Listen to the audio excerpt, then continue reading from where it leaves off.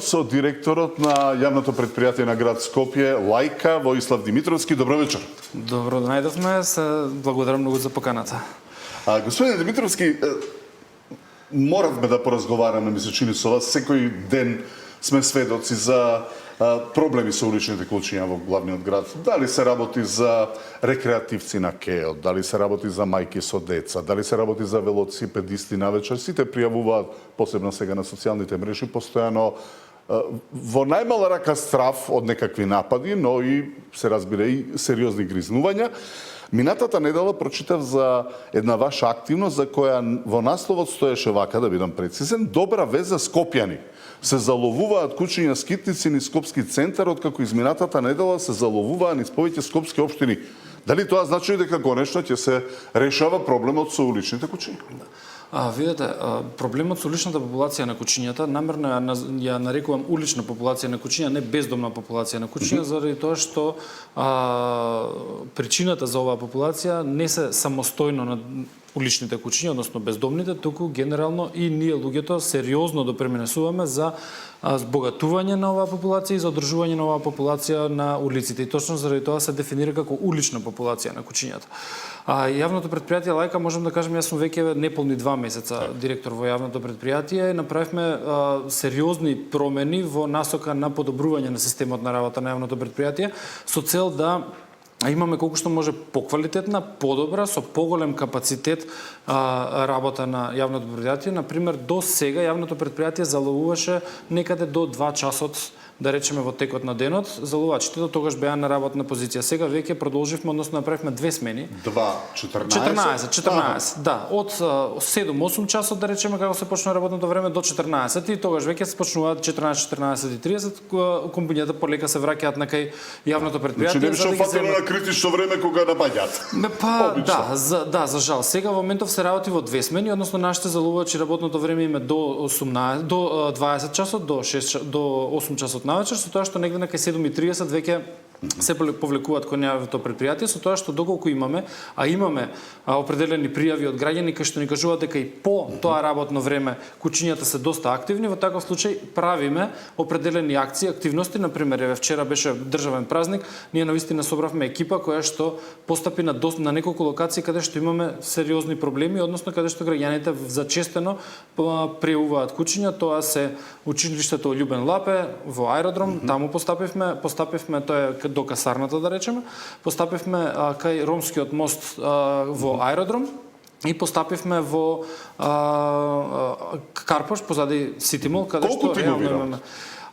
Јавното предпријатие Лајка, тоа сакав да кажам дека кога дојдов имаше 2 тима за заловување, сега во моментов ги заекнуваме тимовите, сега имаме условно речено 2,5 тима, затоа што едниот тим кој што има, да речеме, со ограничени капацитети, тој тим, тој наутро ги враќа кучињата на локација и собира кучиња од луѓе кои што може да ни ги принесат, односно не треба да се заловуваат, туку може да се соберат од пред двор, од некој веќе го има заловено во текот на денот, затоа што навистина соработувам и со активистите и со граѓаните и во таа насока.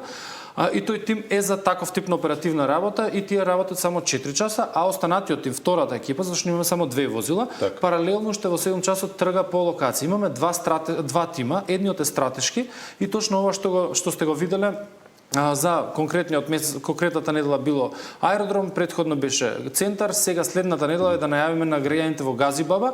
Едниот тим цела недела седи во Газибаба, односно не седи, туку активно работи, а другиот тим, ние го викаме буквално пожарникари, односно постапува по сите пријави на граѓани како во рамките на целиот град.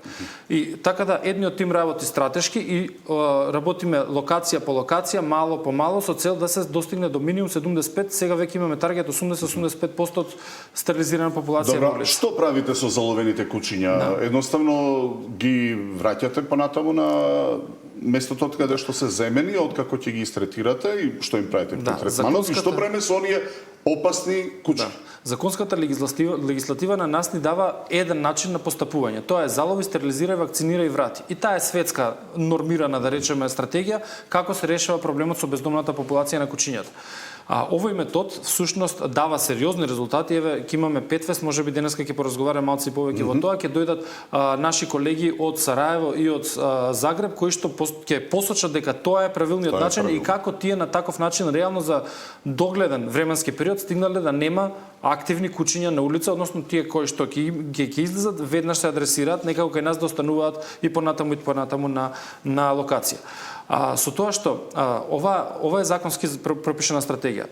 Кучињата од кога ќе се заловат, во таков случај се прави теза социјализација, се тестираат за заразни болести, се стерилизираат и се вдомуваат. Од истиот момент кога ќе дојдат во предпријатието, кај нас се прави еден вид на фотосесија, дури има и клипови, видеа и така натаму. Страници кучиња.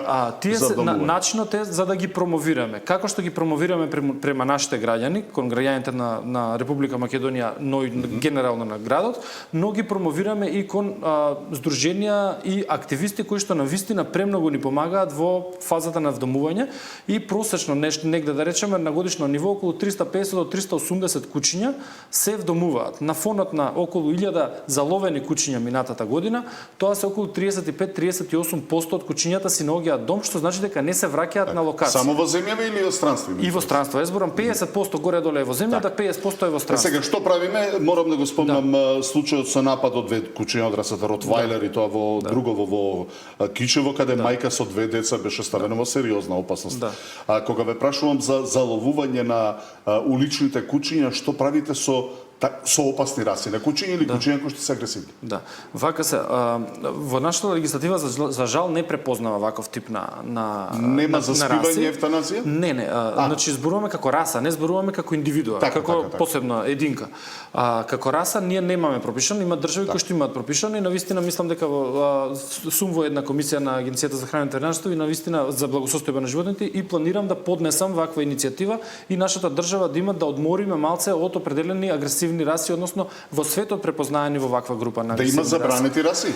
Види, тоа се едни програми, стратегии каде што да се забрануваат, но тие не се евтаназираат во моментот, туку се остава единките што се во рамките на државата да живеат, но се забранува нивно размножување и увезување. Тоа е по принцип програмата. И не се ротвейлерите во таа раса, сега затоа што ја спомнавте, туку има имаше случајот во Англија, XL Bull, кој што изгледа страшно, например. Идејата е што ние во лајка, иако тоа не ни е пропишано по закон, ние превенираме, односно ваков тип на раси многу ретко враќаме на локација, односно навистина ако процениме дека таа куче на локација не прави проблем. Но треба да знаеме дека тоа куче на улица е напуштено од граѓанин, од несовесен граѓанин. Ако влезете сега во јавното предпријатие лајка и вашите екипи доаѓаат често и така натаму, ќе видите дека околу 50% од кучињата се или налик на раса, нели тоа го кажувам затоа што ние знаеме дека се расни, ама немаме педигриња, па затоа ги викаме налик на раса, или се гледа дека се мешавина директно од определена раса. Што значи дека неодговорното сопствеништво на луѓето кои што чуваат расни кучиња, што си ги купуваат расните кучиња, се ги оставаат, односно имавме случај на волк на крајот да се докаже дека е волк. Веројатно дека има и раси кои што навистина не можете да правите разлика помеѓу. Има, ама тоа се 2-3 примерока во државата, така да не ова беше сосема вистински пример.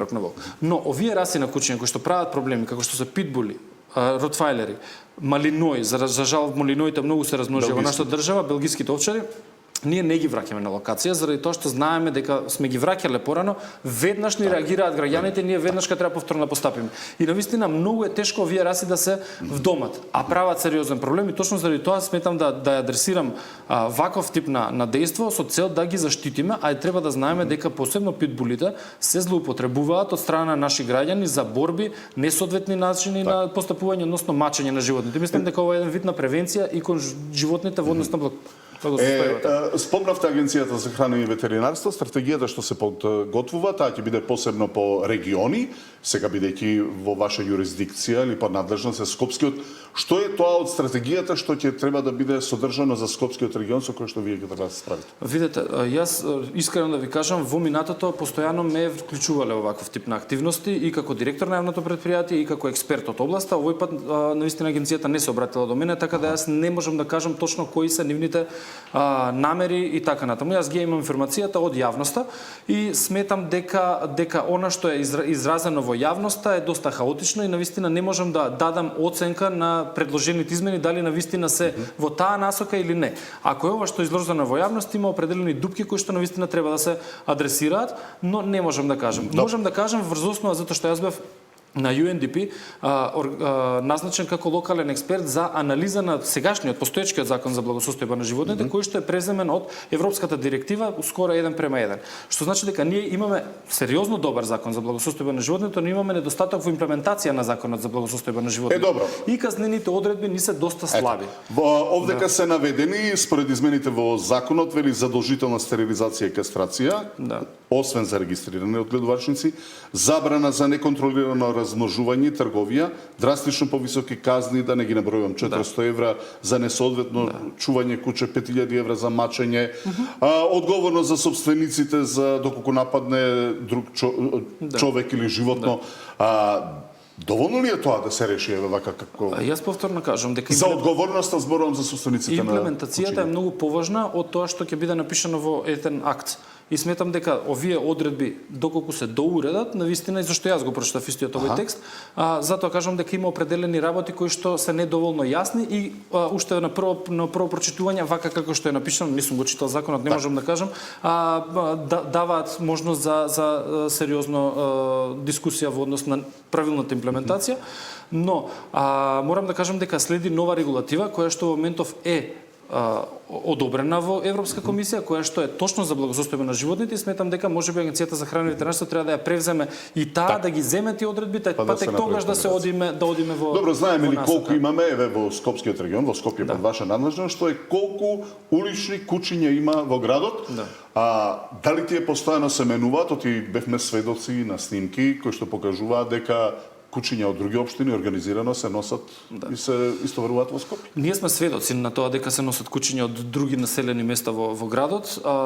Имаме определени пријави до надлежните органи. Се надевам дека органите ќе најдат причинителите на ваков тип на дејство. Јас можам да кажам дека овие конкретните групи на кучиња кои што ние ги гледаме и не се автохтони во нашата средина се реално несоциализирани, имаме сериозен проблем и да ги заловиме и да ги менаџираме понатаму.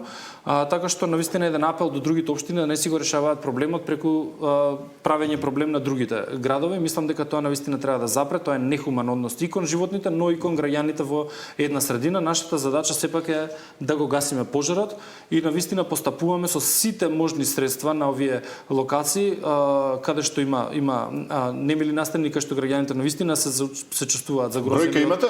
Да, бројката во 2023 година последен пат е направена, иако градот Скопје и јавното предпријатие Лајка треба секоја година да прави мониторинг, сега е во тек мониторинг.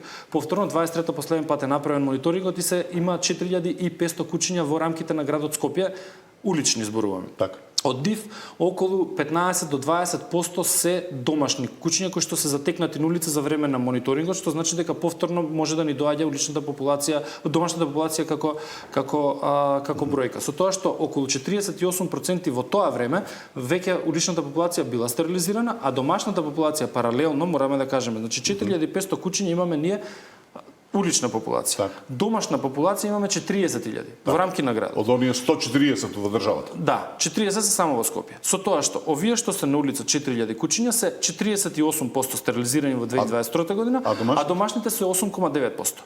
Што значи дека идна законска измена за ова. Ние луѓето го стимулираме проблемот и ние треба прво да ставиме огледало пред да ги гледаме кучињата на улица. Повторно треба да кажам, извинете, само уште еден факт.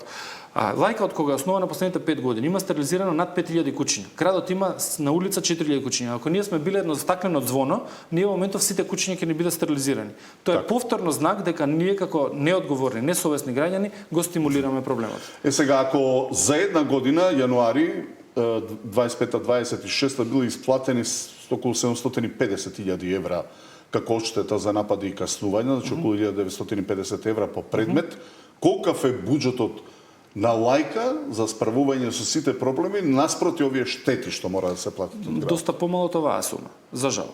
но Значи, работиме со градот. ако го добиете вие еден ваков буџет, може многу поефикасно работиме да се со градот справите со во таа другиот насока да проблем. навистина адресираме повеќе средства и тие средства да бидат вложени на превенција, а не на адресирање на проблемот постфактум. И сметам дека оваа градска управа навистина во таа насока ќе размисли и размислува со цел да превенираме, а не да лекуваме. Најавувате сега голем настан, Да. сега веќе во јуни, вдомување на кучињата има. Да, настанот е прекрасен. Мислам навистина Повеќе дневен. Повеќе дневен прв пат во Македонија се случува тродневен настан, кој што ќе биде посветен само на животните, односно само на кучињата. Не зборуваме нели овие што се надпревари за кучиња и изложби. Туку ова е навистина еден фестивал на кучињата. Ќе има во петок има една прекрасна панел дискусија во Советот на град Скопје, каде што ние ќе дискутираме за одговорно сопствеништво. Таму ќе ни дојдат представници и од Сараево и од Загреб, како они го решиле проблемот, ќе го презентираат. Ќе дојдат најверојатно и други експерти од странство, ќе има и наши професори, ќе има и наши експерти и наши представници на ветеринарната фела и на активистите. Така да сите заедно ќе покажеме, ќе дадеме еден инпут како тоа треба да се решава, со тоа што сабота и недела ги покануваме сите граѓани да дојдат во градскиот парк. Ќе има 4 сцени буквално, на сите 4 сцени ќе има различни содржини, ќе има содржини за најмалите, ќе има дресура во живо, ќе има ветеринарни совети и ќе има вдомување и фостеринг. Може ли, само вака, морам да го привршам разговорот, за крај, може ли ветеринарот, сега и директор, Воислав Димитровски, доколку се од тоа биде спроведено како што треба, да даде една проекција кога Скопје може да очекува дека нема да има улични кучи? Еве, јас ќе направам една споредба со Сараево. Сараево го почнало од 2012 година, сега во моментов апсолутно нема никаква улична куќа на улица. Со тоа што тие и после трета, четврта година веќе имало сериозна намалување. Така да јас очекувам дека во рамките на 3 до 4 години вистина ние веќе нема да го дискутираме ова, а зашто е тоа така? Еве ги бројките покажуваат, само во последните месеци ние сме го дуплирале бројот на третирани кучиња со истата екипа што имаме во Лајка.